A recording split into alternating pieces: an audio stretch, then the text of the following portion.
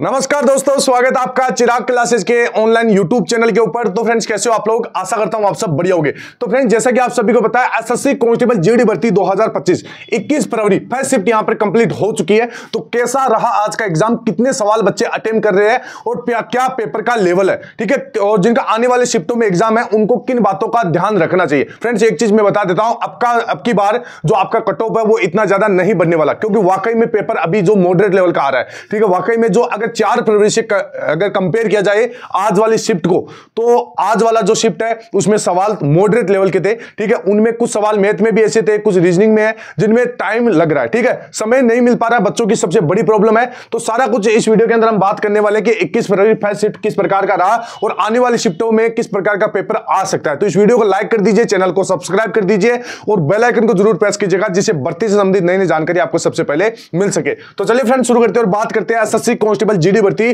2025 21 फरवरी first shift के बारे में, ठीक है। तो यहां पर सबसे पहले मैं आपको बता देता हूं, यहां पर इस बार कट ऑफ आपका नहीं बढ़ने वाला, ठीक है। कट ऑफ नहीं बढ़ने के कारण क्या है कि एक तो आपका जो पेपर है वास्तव में मॉडरेट लेवल का है, ठीक है। आज है 21 फरवरी और 21 फरवरी फर्स्ट शिफ्ट के बारे में हम बात कर लेते हैं। सबसे पहले अगर मैं आपको बताऊं कि जैसे 4 फरवरी की फर्स्ट शिफ्ट, ठीक है, इसके बाद में आज वाली 21 फरवरी की फर्स्ट शिफ्ट, अगर इनको कंपेयर किया जाए तो ये 21 फरवरी फर्स्ट शिफ्ट है, ये हार्ड है, ठीक है, और इसमें नॉर्मलाइजेशन में बच्चों को फायदा मिलेगा, ठीक है। मैं आपको बताऊं, यहां पर जैसे मैथ है तो मैथ में लगभग 3 से 4 सवाल ऐसे थे जो पूरे आपको टाइम टेकिंग थे, उनमें बच्चों को थोड़ा सा प्रॉब्लम आ रही है, ठीक है। और इसके बाद में रीजनिंग है, तो रीजनिंग में भी लगभग 3 से 4 सवाल ऐसे हैं कि उसमें आपका बहुत ज्यादा टाइम लग रहा है, ठीक है, थोड़ा सा उलझाने वाले सवाल है। तो ध्यान से कीजिएगा पेपर, और मैं आपको बताऊंगा किन किन टॉपिक के ऊपर ध्यान रखना है, ठीक है। एक जो बच्चे बता रहे हैं कि सर समय नहीं मिल पा रहा है, समय की कमी है, तो समय की कमी इस वजह से आ रही है कि आप पेपर को पूरा 1 से लेकर 80 तक एक बार के अंदर हल कर रहे हो, यह सबसे बड़ी गलती है। ध्यान रखना, पेपर कभी भी आपका ऐसा नहीं होता कि पूरा इजी होता है, ना ही पूरा हार्ड होता है। पेपर आपका 3 तरह से डिजाइन किया होता है। सबसे पहले इजी सवाल रहते हैं उसमें, उसके बाद में मॉडरेट और हार्ड लेवल के, ठीक है। अब आपको क्या करना है, पेपर में 80 सवाल होते हैं तो 50 सवाल ऐसे होते हैं जो आप मतलब उनको हल कर सकते हैं देखते ही। उसके बाद में मॉडरेट लेवल के रहते हैं 20 सवाल और हार्ड रहते हैं आपके 10 सवाल।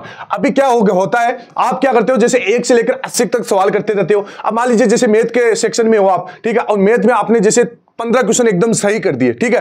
15 क्वेश्चन सही करने के बाद में 16वां क्वेश्चन इस प्रकार का एसएससी डालती है कि उसमें थोड़ा बहुत आपको समय लगता है, फंस जाते हो आप उस सवाल में, उसकी लैंग्वेज घुमा के दी जाती है, तो आपको फंसना नहीं है, ठीक है। अगर आप फंस गए तो आने वाले आगे जो रीजनिंग है, जीके जैसे हिंदी है, इन सवालों को टाइम नहीं मिल पाएगा, ठीक है। इस वजह से आप उनको छोड़ के आ जाओगे। तो ये गलती आज भी स्टूडेंट कर रहे हैं और आने वाली शिफ्ट में जिनका एग्जाम है, ध्यान रखिएगा, पेपर को 3 चरणों में करना है। सबसे पहले आपको इजी सवाल, उसके बाद में मॉडरेट और बाद में हार्ड, ठीक है। ये ध्यान रखना, पेपर में सवालों को स्किप करना भी आना चाहिए। जब कोई भी आपका अगर एसएससी का एग्जाम 1 घंटे का रहता है, ध्यान रखना उसमें आपको सवालों को स्किप करना आना चाहिए, स्किप करके आगे बढ़ना आपको आना चाहिए, ठीक है। तब जाके आप सारे सवाल अटेम्प्ट कर पाओगे और जो भी सवाल लास्ट में बचते हैं फ्रेंड्स, आप उसमें क्वेश्चन गेस कीजिए, ध्यान रखना, ठीक है, मतलब आप तुक्के लगा दीजिए।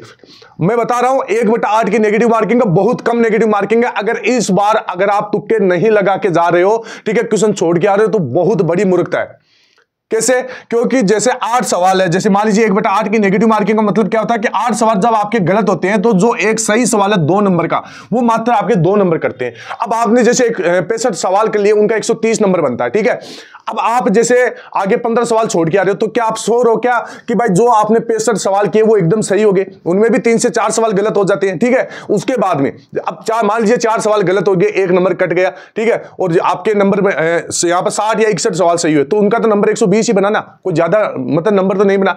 अगर आपने 65 सवाल कर दिए, ठीक है, उसके बाद में आपने जैसे 15 सवालों के अंदर मान लीजिए तुक्के लगा दिए। अब तुक्के लगाने से आप कम से कम मान लीजिए कि भाई 6 सवाल सही कर दिए, तो 6 सवालों का नंबर कितना बनता है? 6 सवालों का नंबर बनता है यहां पर 12 नंबर, और 65 आपने पहले सही किए, तो 65 का हो गया 130 और 12 142। अब मान लीजिए फिर भी आपके जैसे इन 65 में कुछ गलत हो गया, तो 138 से लेकर 140 तक का आपका स्कोर बनेगा ही बनेगा, ठीक है, इसके बाद में नॉर्मलाइजेशन में नंबर बढ़ेगा। तो इससे क्या होगा, ये सिलेक्शन के बहुत नजदीक, यानी आपको कट ऑफ क्वालिफाई करवाएगा। ये जो आपका ये कदम है ना, जो पूरे में से पूरे आप करते हो ये, ठीक है। इसके बाद में बहुत सारे कैंडिडेट सोचते हैं कि सर क्या हम क्वेश्चन पूरे के पूरे लगा के आते हैं, जैसे 80 में से 80 सवाल लगा के आते हैं, तो हमारे मतलब तुक्के लगाते हैं, तो क्या नॉर्मलाइजेशन पर फर्क पड़ेगा? बिल्कुल भी फर्क नहीं पड़ता। कभी भी ध्यान रखना, कान खोल के सुन लीजिए एक बात, एक्यूरेसी का नॉर्मलाइजेशन के ऊपर फर्क नहीं पड़ता है, ठीक है। फर्क कब पड़ता है, मतलब जैसे मैं आपको बता देता हूं, नॉर्मलाइजेशन किस प्रकार आपके मतलब डिपेंड करता है। नॉर्मलाइजेशन, अगर आपका पेपर हार्ड है और आपने हार्ड सवाल ज्यादा अटेम्प्ट किए तो आपका नॉर्मलाइजेशन में नंबर बढ़ेगा, आपको फायदा मिलेगा, ठीक है, ये होता है। तो ये चीज आपको ध्यान में रखना है। अब यहां पर टॉपिक के बारे में बात कर लेते हैं, ठीक है। सबसे पहले यहां पर टॉपिक के बारे में हम बात कर लेते हैं। तो यहां पर है मैथ के बारे में। तो मैथ के अंदर सबसे पहले मैं आपको वही टॉपिक बता रहा हूं जिनके ऊपर ध्यान देना है, बाकी तो आप कर लोगे। जैसे चक्रवर्ती ब्याज है, ये फ्रेंड्स आप बढ़िया तरीके से प्रीवियस ईयर के क्वेश्चन लगा के जाइए, और यहां पर इसके अंदर मिक्स सवाल है तो ध्यान से देख लेना। इसके बाद में समय व दूरी, ठीक है, जिनके अंदर बच्चा फंस रहा वही मैं बता रहा हूं। इसके बाद में समय व कार्य, ठीक है, समय व कार्य, ठीक है, ये हो गया। इसके बाद में एक चैप्टर आपका क्षेत्रमिति, ध्यान रखना, एक सवाल। इसके बाद में एक आप अनुपात समानुपात देख लेना, ठीक है, अनुपात समानुपात, ठीक है।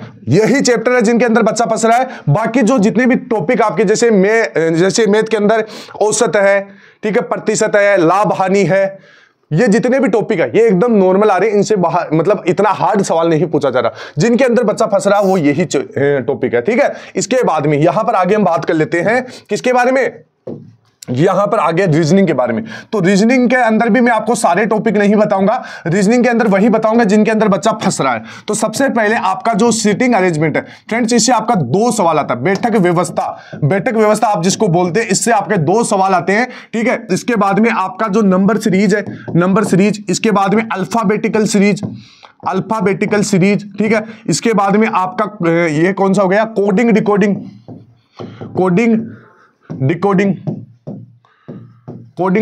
ठीक है, ये हो गया। इसके बाद में आपका अगला है एक ब्लड रिलेशन देख लेना, ठीक है, ब्लड रिलेशन देख लेना, और एक देख लेना डाइस, ठीक है। यही चैप्टर है जिनके अंदर बच्चा फंसता है और सवाल गलत करके आ रहा है। बाकी आपकी जो रीजनिंग है वो आराम से आप हल कर सकते हो। अगर मैथ की बात की जाए तो आज वाले पेपर के अंदर बच्चे मैथ में 20 में से 16 से लेकर 17 सवाल आराम से सही कर रहे हैं। 3 से 4 सवाल ऐसे जिनमें फंस रहा है। रीजनिंग के अंदर अगर बात की जाए तो 20 में से आज 17 से लेकर 18 सवाल।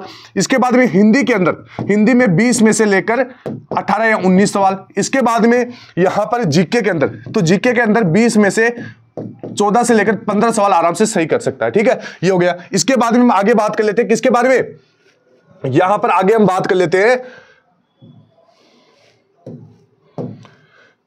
ध्यान से देखना, मैं सारा कुछ आपको बताने वाला हूं हिंदी और जीके जीएस के बारे में, ठीक है। हिंदी के अंदर भी मैं आपको सिलेक्टिव टॉपिक बताने वाला हूं, ठीक है, तो आप पूरा ध्यान से देखना। ये मक्खी की वजह से फ्रेंड्स थोड़ा सा प्रॉब्लम आ रहा है। यहां पर हिंदी के अंदर आपको जिसके ऊपर ध्यान देना वो है गद्यांश, ठीक है। गद्यांश में आपके 5 सवाल ऐसे आते हैं, ठीक है, ये इसकी लैंग्वेज हार्ड है, बाकी आपका सही है, एकदम नॉर्मल है। इसके बाद में हिंदी के अंदर एक कारक आता है, कारक से एक सवाल आता है, वो आप देख लेना, ठीक है। और इसके बाद में आता है बहुवचन, ठीक है, बहुवचन ये आपको देख लेना, बाकी नॉर्मल है। इसके बाद में एक आपका शुद्ध अशुद्ध, ये टॉपिक आप जरूर देख लेना, ठीक है। बाकी आपका हिंदी है वो नॉर्मल आ रहा है, जितने भी जैसे विलोम शब्द, पर्यायवाची शब्द, ठीक है, जो आपने पढ़ा है वही है, ठीक है, बिल्कुल घबराने की जरूरत नहीं है, ठीक है। ये हो गया हिंदी के बाद। अब यहां पर हम बात कर लेते हैं किसके बारे में, यहां पर जीके जीएस के बारे में। तो जीके जीएस में आपको अपनी वो प्लेलिस्ट से दिखा देता हूं, यहीं से बता देता हूं कि भाई इनके अंदर से आपको कौन कौन से टॉपिक के ऊपर ज्यादा फोकस करना है। फ्रेंड्स, कल मैंने बहुत सारे कमेंट देखे जहां पर बच्चों ने बताया कि सर आपने जो भी ये वीडियो बनाए, ठीक है, ये हमारे लिए वरदान साबित हुआ, ठीक है। तो फ्रेंड्स, आपके लिए भी ये वरदान साबित हो सकता है अगर आप समय से पहले इसको देख के जाते हैं, ठीक है। यहां पर आप देख सकते हैं प्रमुख नृत्य एक सवाल।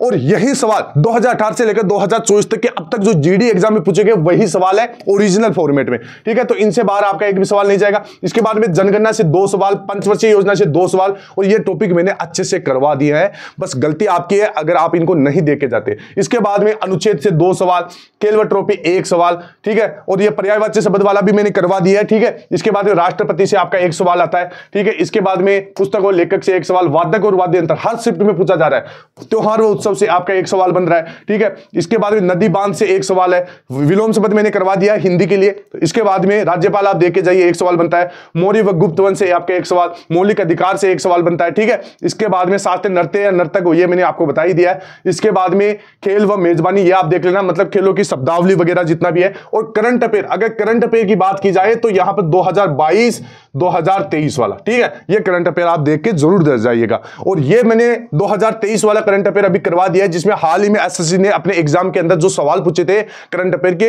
वो अलग से मैंने एक वीडियो बना दिया, चैनल में जाके आप देख सकते हैं, प्लेलिस्ट भी बना दी है, ठीक है। तो यही था पेपर, और नॉर्मल है फ्रेंड्स, घबराने की जरूरत नहीं है। अगर आप आराम से जाते हैं, पेपर करते हैं, ठीक है, पॉजिटिव होकर, तो आपका मतलब बढ़िया आप अटेम्प्ट कर सकते हो। फालतू की बातों में ध्यान नहीं देना कि भाई पेपर हार्ड आ रहा है, मैं नहीं कर पाऊंगा।